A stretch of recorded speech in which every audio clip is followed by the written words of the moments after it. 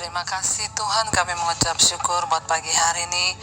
Tuhan yang sudah membangunkan kami dengan tubuh yang sehat, tidak kurang suatu apapun, semua karena anugerah Tuhan. Pagi ini biar Engkau berbicara bagi kami, sampaikan isi hati-Mu, firman-Mu yang sanggup menuntun langkah-langkah hidup kami.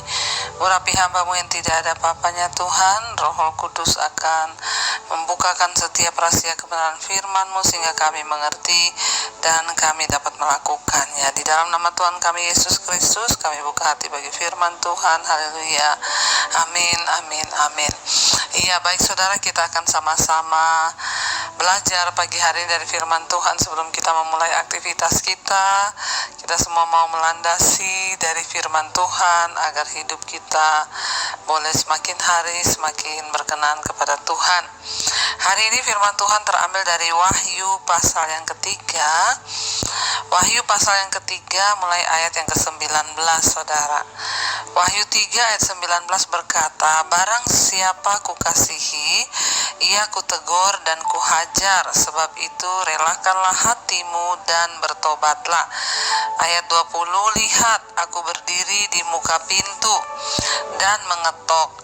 Jikalau ada orang yang mendengar suaraku dan membukakan pintu, aku akan masuk mendapatkannya dan aku akan makan bersama-sama dengan dia dan ia bersama-sama dengan aku." 21, "Barang siapa menang, ia akan kududukkan bersama-sama dengan aku di atas tahtaku, sebagaimana aku pun telah menang dan duduk bersama-sama dengan Bapakku di atas tahtanya. Siapa bertelinga, hendaklah ia mendengarkan apa yang dikatakan Roh kepada jemaat-jemaat." Saudara, firman ini berkata, barang siapa kukasihi, ia kutegur dan kuhajar, sebab itu relakanlah hatimu dan bertobatlah. Firman ini berkata, orang-orang yang dikasihi Tuhan itu pasti akan ditegur dan dihajar oleh Tuhan. Ya, karena kita tahu bersama tidak ada anak yang tidak dihajar oleh ayahnya. Demikian juga Tuhan memperlakukan kita sebagai anak-anaknya. Makanya ayat ini bilang, barang siapa kukasihi, ia kutegur dan kuhajar.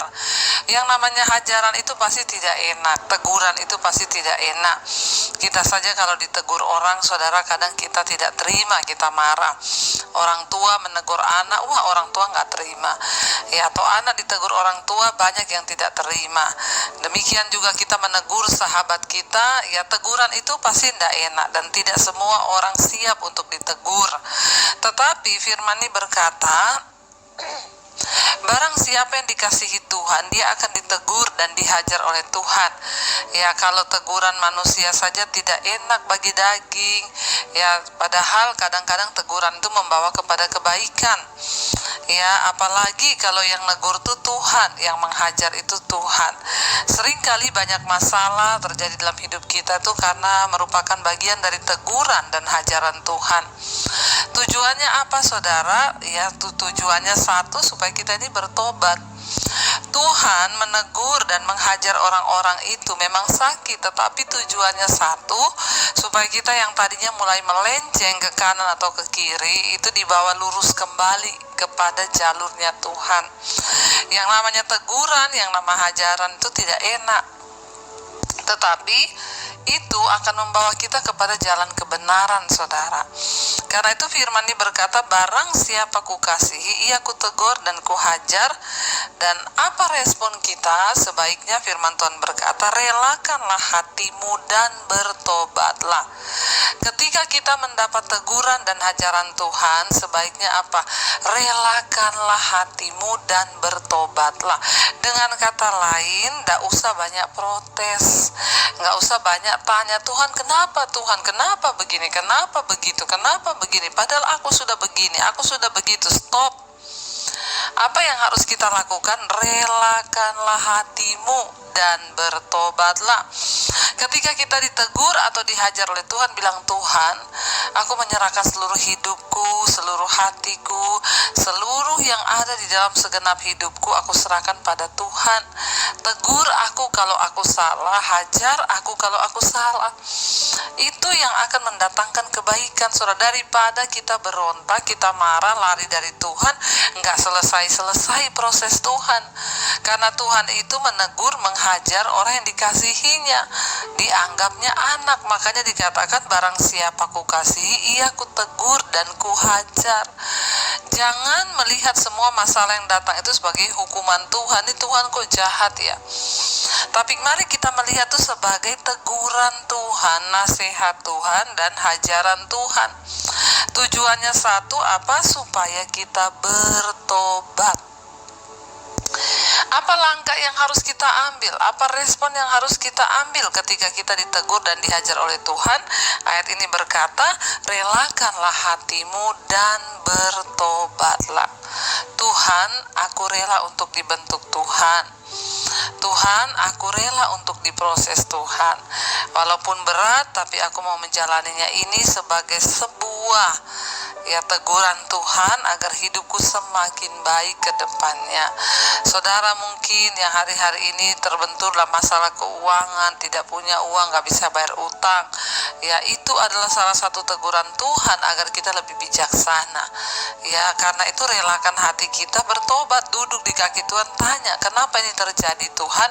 Oh, Tuhan mau aku bertobat dalam hal keuangan, supaya aku belajar mengendalikan diri, tidak hidup dipimpin oleh keinginan, supaya aku benar-benar mengatur keuanganku untuk kebutuhan dan bukan untuk keinginan. Itu namanya kita relakan hati dan bertobat. Ya, kalau kita difitnah, disakiti, saudara, ya berkatalah, Tuhan bentuk aku. Mungkin aku salah satu orang yang belum bisa mengampuni secara utuh. Lewat semua peristiwa, orang menyakitiku, orang menghancurkanku, memfitnah aku, berarti Tuhan mengajar aku untuk sungguh-sungguh mengasihi tanpa pamrih. Relakan saja hidup kita dan bertobatlah, kata firman Tuhan. Kenapa saudara? 20 berkata, lihat, Yesus bilang, aku berdiri di depan pintu dan mengetok. Apabila ada orang yang mendengarkan suaraku dan membukakan pintu, maka aku akan masuk bersama-sama dengan dia dan makan bersama-sama dengan dia dan ia bersama-sama dengan aku. Tuhan itu menegur kita, dia berdiri depan pintu hati kita, mengetok supaya orang membuka pintu hatinya dan mempersilahkan Tuhan masuk. Karena tidak semua orang Kristen itu sudah mempersilahkan Yesus masuk dalam hidupnya. Masih banyak orang yang mengaku Kristen, mengaku percaya Yesus, tapi belum sungguh-sungguh menyerahkan hidupnya kepada Tuhan dan membuka pintu hatinya bagi Tuhan. Kalau saudara termasuk orang yang belum pernah mengundang Yesus masuk dalam hati dan hidupmu, lakukan sekarang. Tuhan, aku buka hatiku dan hidupku untuk Engkau masuk. Masuklah dalam hidupku, jadilah penguasa atas hidupku.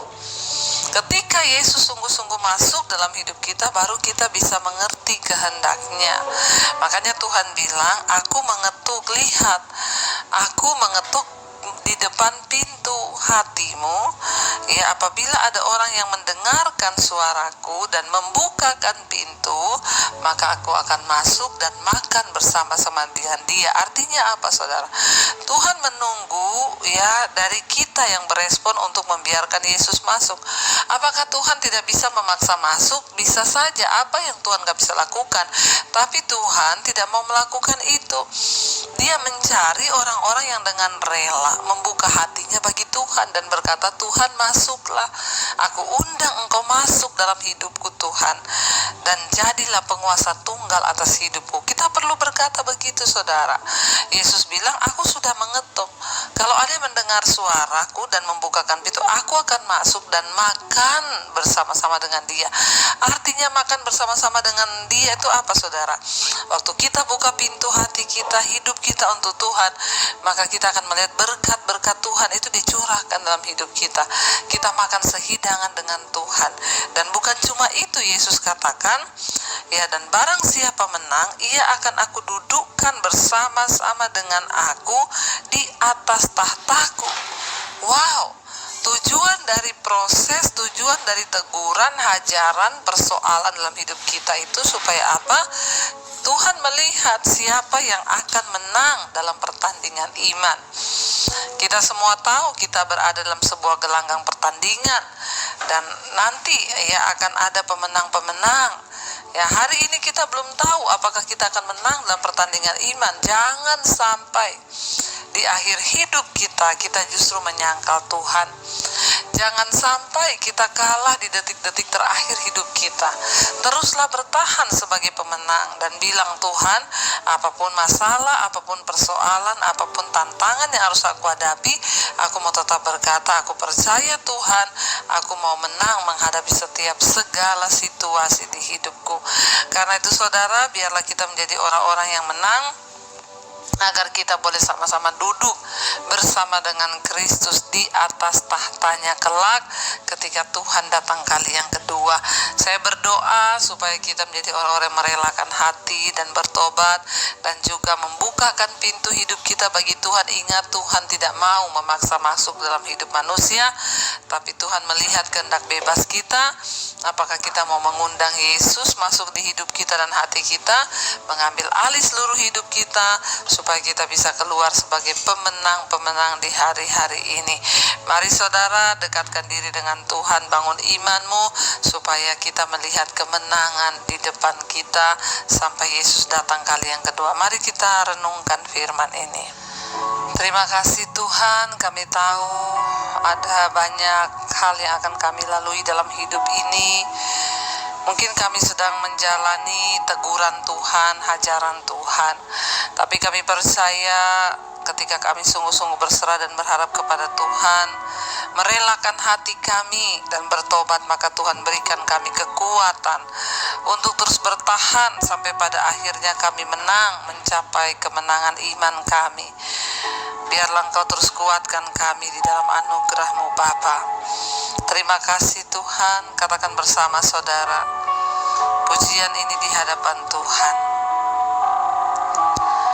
Kau kuatkan aku bertahan,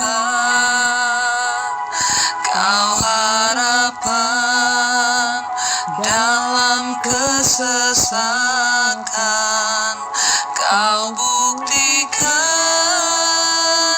kesetiaan-Mu Tuhan, Engkau Allah Immanuel.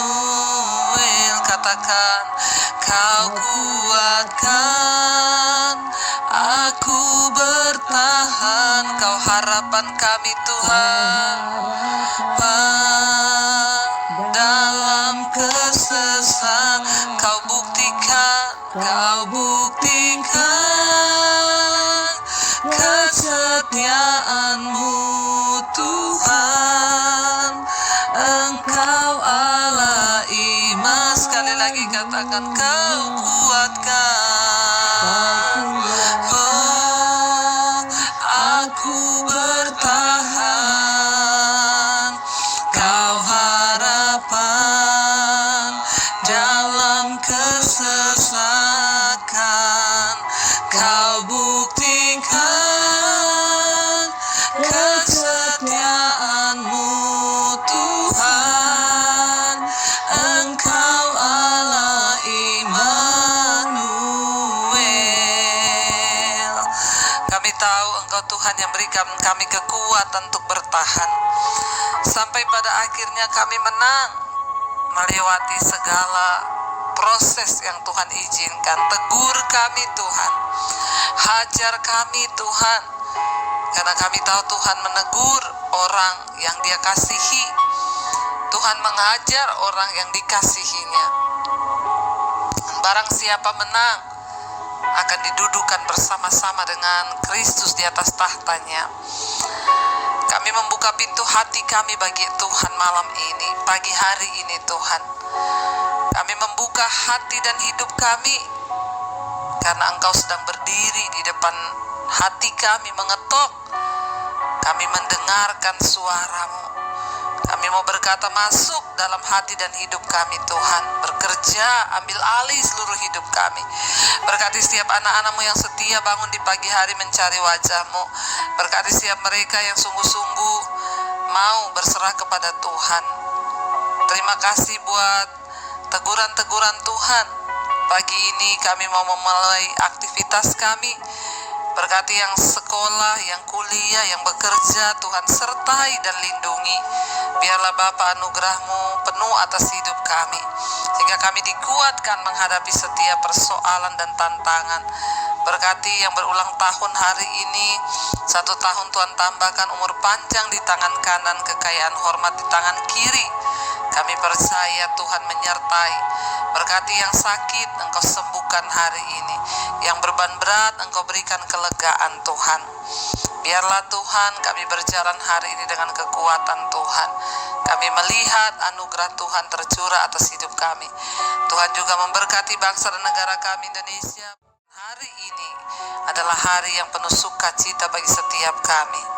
Mari kita berdoa. Bapa kami, Bapa kami yang ada dalam sorga, dikuduskanlah namamu, datanglah kerajaan-Mu, jadilah kehendak-Mu di bumi seperti di sorga.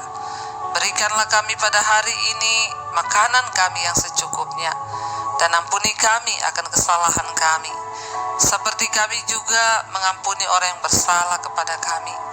Dan janganlah membawa kami dalam pencobaan, tapi lepaskanlah kami daripada yang jahat, karena Engkaulah yang punya kerajaan dan kuasa dan kemuliaan sampai selama-lamanya.